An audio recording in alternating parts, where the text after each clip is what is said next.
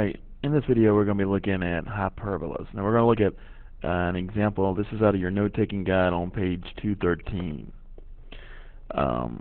We're given an equation of a hyperbola, but it's not in standard form, so we need to get it in standard form. So what we're going to do is we have 36y squared minus 9x squared is equal to 324. Now we need this to be in standard form, so what we'll do is divide everything by 324.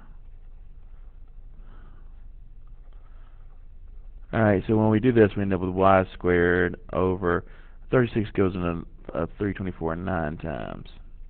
And then, so 9 goes in there 36 times. So we end up with this is our equation in standard form.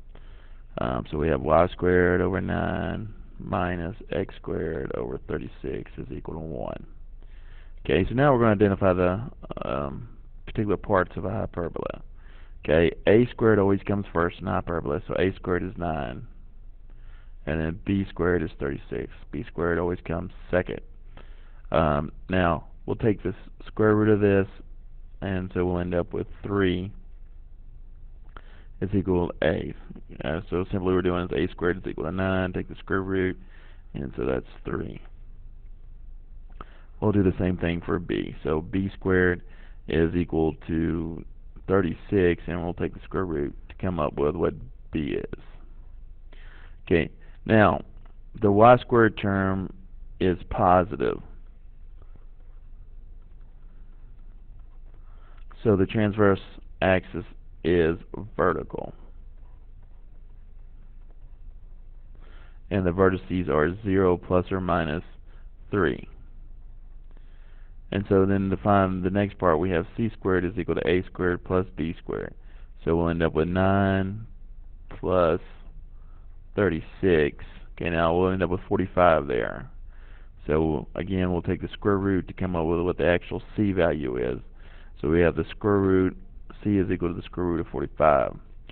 Now, so for our point though, it's going to be plus or minus 45 or plus or minus 6.7. Now, we're going to come up with the asymptote equations as well, and then we'll graph this. Now, the asymptotes,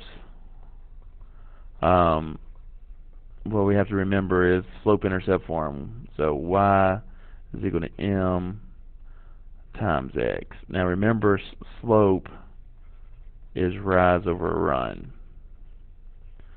Now, so that means our y value would go on top over our x value.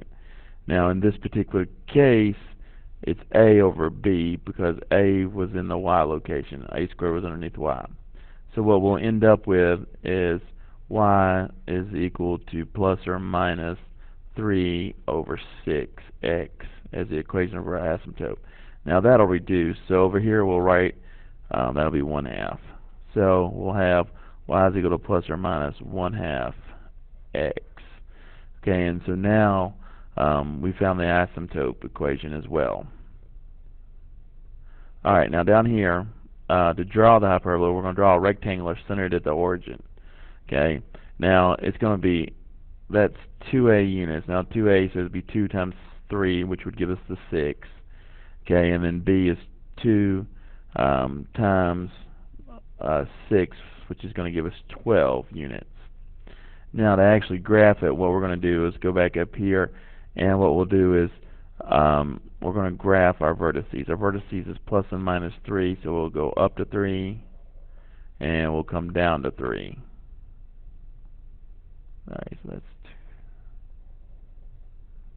2. Okay, and that's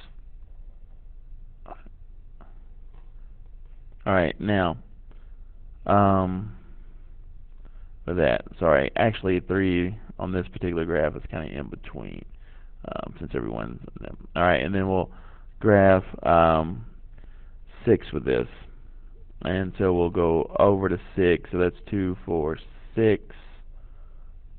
2, 4, 6. Okay, now what we'll end up doing is drawing our little box to kind of give us a guide for this. So for this, I'm going to come up with my little rectangle box here. Okay, and so that's our rectangle.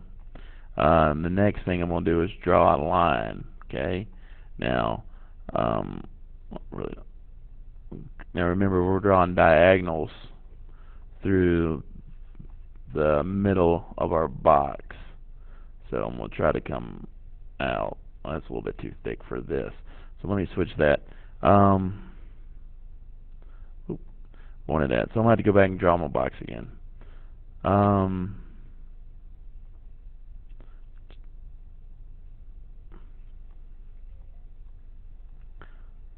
so we're going to draw our box.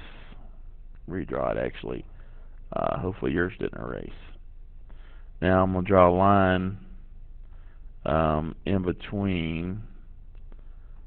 Again, we're drawing diagonals with this thickness. Alright, I want 10.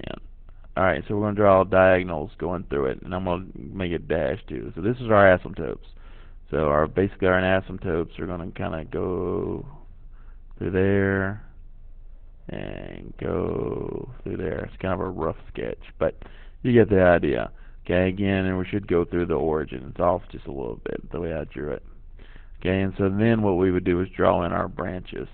Now our branches, remember, are not going to cross our asymptotes. Now we'll come out from our focus like this, and down here, and then here. Should be a little bit closer, and here.